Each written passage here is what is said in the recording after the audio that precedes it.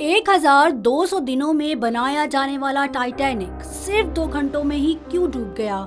10 अप्रैल 1912 ये वो दिन था जब दुनिया का सबसे बड़ा और बहरी जहाज अपने पहले सफर के आगाज के लिए बिल्कुल तैयार था। उस दिन अटलांटिक ओशियन बेहद पुरसुकून था और समंदरी तूफान आने का दूर दूर तक कोई चांस ही नहीं था।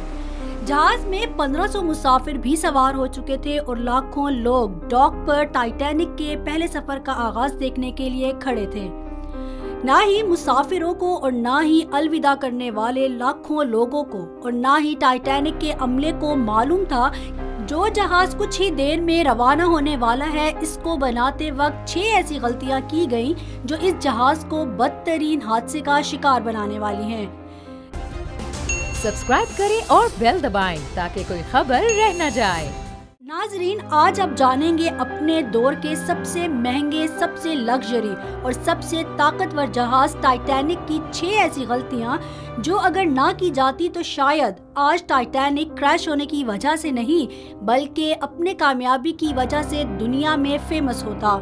आखिर ऐसी कौन सी 6 गलतियां थी जो 40 साल तजर्बा रखने वाले टाइटैनिक के कैप्टन एडवर्ड स्मिथ को भी नजर न आई? कैप्टन के 40 साल के तजर्बे को तो छोड़ें, ये गलतियां टाइटैनिक ऑपरेट करने वाली कंपनी द वाइव स्टार लाइन, जिसको 107 जहाज ऑपरेट करने का तजर्बा था, इनको भी नजर न आई। और तो और टाइटैनिक बनाने वाली कंपनी हॉलैंड एंड वॉल्फ को भी नजर न आई, जिन्होंने सिर्फ टाइटैनिक से पहले ही 500 से ज्यादा जहाज बनाए थे। टाइटैनिक की कंस्ट्रक्शन 1907 में शुरू हुई थी और तकरीबन 3 साल का वक्त और 2000 वर्कर्स की मेहनत के बाद जहाज को तैयार कर लिया गया। अब जहाज पूरी तरह से तैयार हो चुका था, लेकिन इसको टेस्ट करने का फेज अभी बाकी था।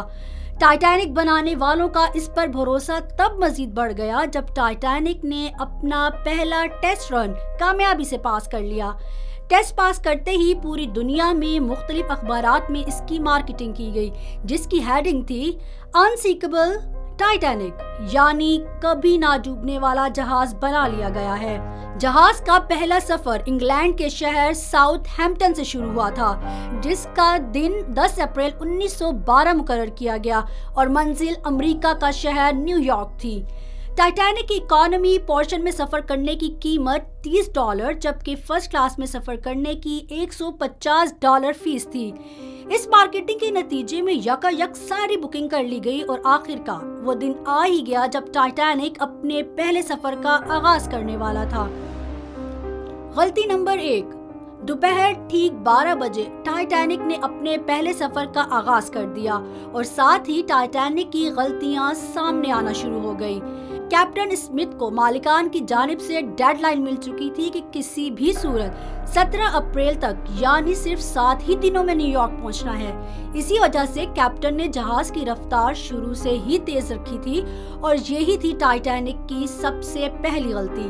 कैप्टन स्मिथ को मालिकान की दी गई इंस्ट्रक्शंस और प्रेशर की वजह से न्यूयॉर्क जल्द से जल्द पहुंचना था, क्योंकि ये टाइटैनिक का पहला सफर था और अगर वो न्यूयॉर्क वक्त पर ना पहुंचते तो टाइटैनिक की रेप्यूटेशन को काफी नुकसान पहुंचता।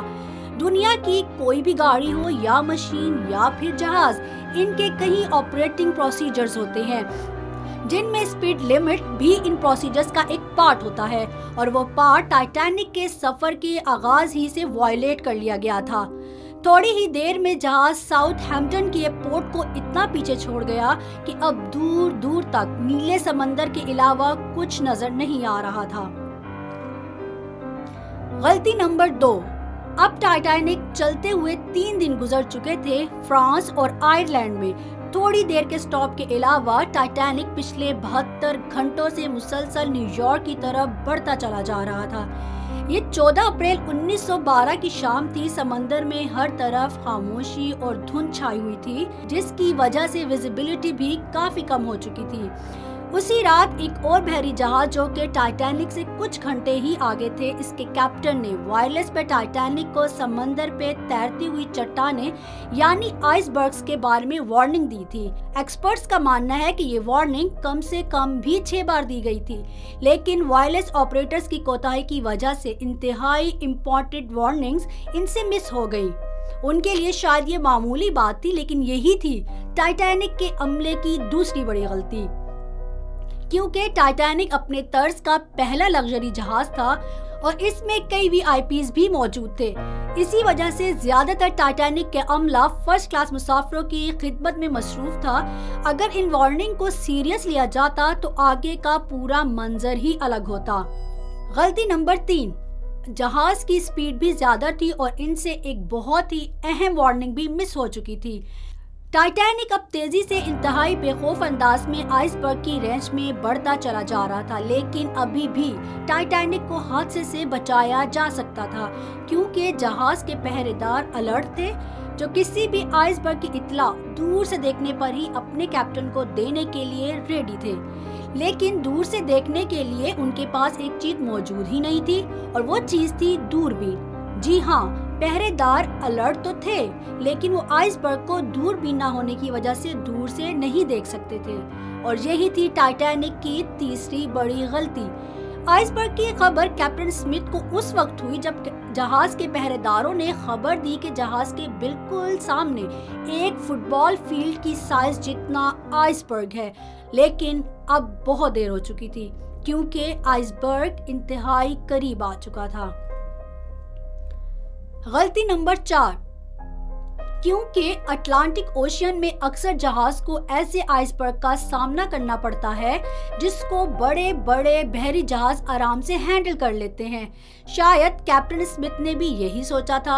आइसबर्ग की खबर मिलते ही कैप्टन स्मिथ ने जहाज के इंजन को बंद करने का हुक्म दिया और साथ ही टाइटैनिक का रुख बदलने का ऑर्डर भी दे दिया। बेशक कैप्टन स्मिथ ने आइसबर्ग से बचने की बहुत कोशिश की, लेकिन फासला इतना कम रह गया था कि कुछ भी करना फजूल साबित हुआ। आइसबर्ग अब टाइटैनिक के सेंटर से टकरा चुका था, लेकिन टाइटैनिक के अभी भी बचने की काफी उम्मीद बाकी थी। ये उम्मीद बाकी रह गई थी कि शायद आइसबर्ग जहाज की बॉडी को नुकसान ना पहुंचाए, या फिर आइसबर्ग जहाज के टकराते ही खुद टूट जाए। शायद होता भी ऐसा अगर टाइटैनिक की चौथी गलती अपना काम ना दिखाती। एक्सपर्ट्स का मानना है कि टाइटैनिक की बॉडी पर जो रिवर्स लगी थी वो स्टील की नहीं बल्कि कास्ट आयरन की बनी हुई थी। इन रिवर्स का काम लोहे के बड़े बड़े पीसेस को आपस में जोड़ना होता है, लेकिन चूंकि कास्ट आयरन स्टील से नरम होता है, इस वजह से जिस जगह आइसबर्ग टाइटैनिक की बॉडी से टकराया वहां के रिवर्स प्रेशर की वजह से खुल गए, और वही हुआ जिसका डर कैप्टन स्मिथ को था। गलती नंबर 5, टाइटैनिक की टक्कर एक फुटबॉल फील्ड जितने बड़े आइसबर्ग से हो चुकी थी, और अब जहाज के निचले हिस्से में पानी भरना शुरू हो चुका था। इस खतरनाक तसादुम ने पूरे अमले और मुसाफिरों को अलर्ट कर दिया, साथ ही जहाज में मौजूद टाइटैनिक के मालिक जोसेफ ब्रूस को भी। बेशक टाइटैनिक में पानी भरना शुरू हो गया था, लेकिन अभी भी टाइटैनिक के बचने की उम्मीद बाकी थी, क्योंकि टाइटैनिक को ऐसे डिजाइन किया गया था कि अगर इसके 3 फ्लोर्स में भी पानी भर जाए तो फिर भी ये डूब नहीं सकता था। लेकिन बदकिस्मती थी इस जहाज की कि 3 फ्लोर्स को क्रॉस करके पानी अब 4थे फ्लोर तक पहुंच चुका था। अब मामला हाथ से निकल चुका था। टाइटैनिक आहिस्ता आहिस्ता ओशियन में डूबता जा रहा था। अब जहाज की फिक्र किए बगैर इसमें मौजूद मुसाफिरों की जान बचाने का वक्त आ चुका था। कैप्टन स्मिथ ने अपने रेडियो पर इमरजेंसी अलर्ट जारी कर दिया। जब तक कोई मदद के लिए आता तब तक मुसाफिरों को लाइफ बोट में शिफ्ट करने का प्लान किया गया था, लेकिन इस मौके पर 5वीं गलती ने अपना काम दिखा दिया। जी हाँ, जहाज में टोटल 32 लाइफ बोट्स की जगह थी, लेकिन कोताही की वजह से सिर्फ 20 बोट्स ही रखी गई थी। मुसाफिर थे 1500 और बोट्स थी सिर्फ 20। गलती नंबर 6, हर तरफ अफरा तफरी का आलम था और हर शख्स उन चंद गिनी चुनी कश्तियों में सवार होना चाहता था।